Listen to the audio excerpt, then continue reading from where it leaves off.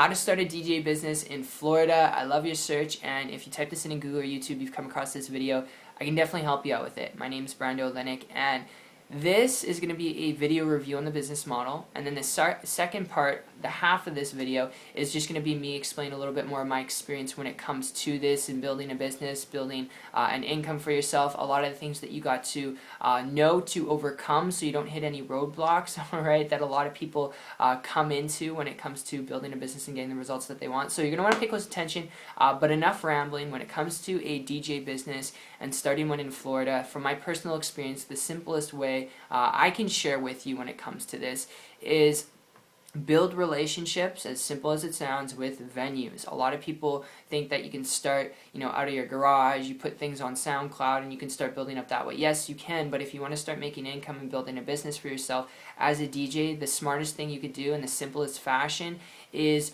when a nightclub or a venue is not busy, alright, whatever venue you have in your local city, best thing you could do is contact them, okay, and then you could ask if you could do a gig, alright? You can ask if there's going to be a wedding or a service that's going to happen, and every time there's something that happens, okay, you can offer your services. And the best way to offer your services is, first off, you want to make sure that you're producing something that's actually good and high quality, okay, and you can make a mixed trap for that to send to clubs and send to venues, alright? But from that point on, what you want to do is analyze your competition. You want to ask them how much they're hiring for a DJ and start your wages a little bit lower than the competition. That way you can get your name in, build your brand, and then you can raise your prices later on. But the best thing you could do ideally is just build relationships with venue owners and managers, alright? It's the best way to do it. And it's not that hard. You can go on LinkedIn and you can start adding local venue owners who are in your city that reside in there, and you can start building it out that way. So I hope that makes sense.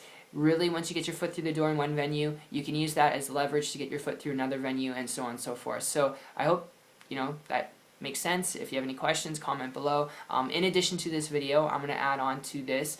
If you're looking at this because maybe your passion is being a DJ, you enjoy music, creating music, I would encourage you, before you take on this approach of cold prospecting and always talking and doing meetings with venue owners, which can be a little bit of a hassle. Sometimes they're too busy and they don't get back to you and you got to keep hassling them.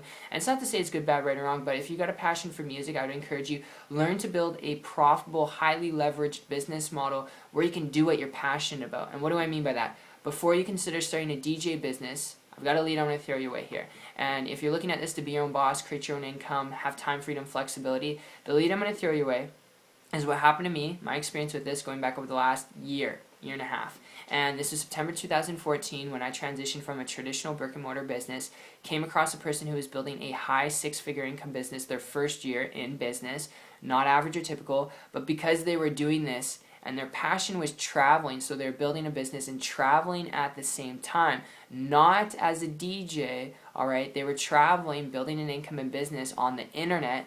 And because they were doing this and being able to do what they're passionate about, having time, freedom, flexibility, and leverage without being on the computer all day long, I began to model and copy what they were doing. I actually connected with them on Facebook. It took me 90 days after that point, and this is not average or typical. Again, I got to repeat myself like a robot, but I was able to create a full-time income for myself working part-time. I'm sharing that with you because if you want to build a business to do what you're passionate about, have time, freedom, flexibility, true leverage, all right, learn to build a business online. It's the most profitable way you can do it in today's day and age, and it's the most lucrative. And there's so much noise out there when it comes to online business. I would highly encourage you, connect with someone who's already building a business online, who's willing to help you and walk you through step-by-step what to do to get the results that you want, so you're not walking down the path yourself.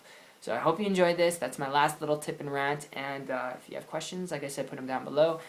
If you'd like to learn more information in detail about building a business online, if this makes sense to you from a business standpoint, where you don't have to go out there and cold prospect people and do meetings with people, where you can make a lucrative income and do what you're passionate about at the same time, then connect with me on my site. It's 123marketingtips.com. The link will be in the description, and you'll see a video there from myself explaining exactly how I've done this, how you can do it too.